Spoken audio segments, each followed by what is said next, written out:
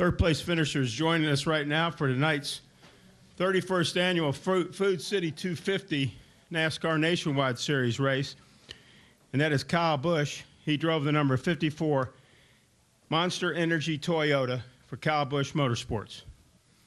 Kyle, talk about your run here tonight. Certainly made up some ground there late in the race and was competing for being up front there.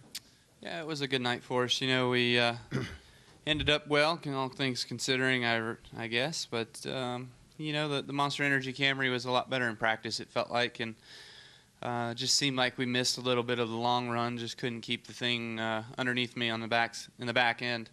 It just kept wanting to slide around a little bit. So a little too loose tonight, and then we got it snugged up, and then the front was tight, but the back was still loose. So missed a little bit, but, you know, we'll go on now into tomorrow night. And we'll take some questions for Kyle. If anybody has a question for Kyle Busch, raise your hand. Any questions downstairs? Jerry, right here, please. Microphone, sir.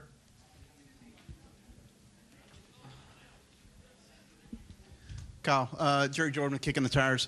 Earlier today, you said you didn't like the track. You go out there tonight, run pretty well despite being loose. Learn anything for tomorrow to make you like it a little better?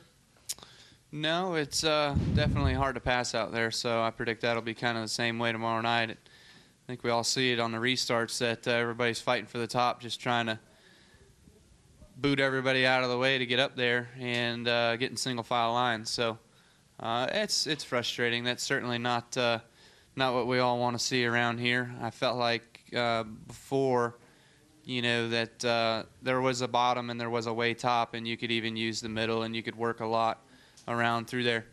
Right now, they brought the top closer to the bottom, so it actually hurts the bottom worse because you don't have room to move up off the corners and get into the corners and all that stuff. You're actually to the mercy of the guy on your outside. So I'm glad they conferred with all the drivers. Any other questions for Kyle? Kyle, we'll let you go, and good luck tomorrow night, okay? Thank you. Thank you. Okay, joined right now by our second-place finisher and also our fourth-place finisher. Thanks, Kyle. Our top Sunoco rookie of the race. Our second-place finisher is Ricky Stenhouse, Jr., and he drove the number 6 NAS Ford for Roush Fenway Racing. And our fourth-place finisher and our top Sunoco Rookie of the Year candidate is Austin Dillon, and he drove the number 3 American Ethanol Chevrolet for Richard Childress Racing. Congratulations to both of you. Start with you, Ricky, first. Talk about your race out there this evening.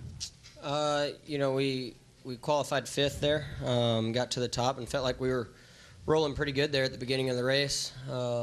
Decided to stay out at the competition caution, which worked out for us. We got to lead some laps and see what our car was doing in the lead. And we tried to free it up there, the pit stop that we made, and made it a little too tight there on that last run for us to put the NOS Energy Drink Mustang in victory lane. But you know, you definitely wanted to be on the outside on those restarts. You know, and then we got into the 2 there coming off of turn 4. Definitely didn't expect to do that. He definitely had a better race car than we did, and you know, I didn't expect to get that run on him that we did. But you know, luckily he was able to save it. Definitely don't want to crash anybody, and ended up 2nd. But you know, I was really hoping that last green flag run, or the last 20 or so laps were going to go green. I felt like we were running down the 18 and might have had a shot at a win, but you know, that caution came out and ended up 2nd. Thank you, Ricky. Austin Dillon, another strong performance out there tonight for you. Talk about your race.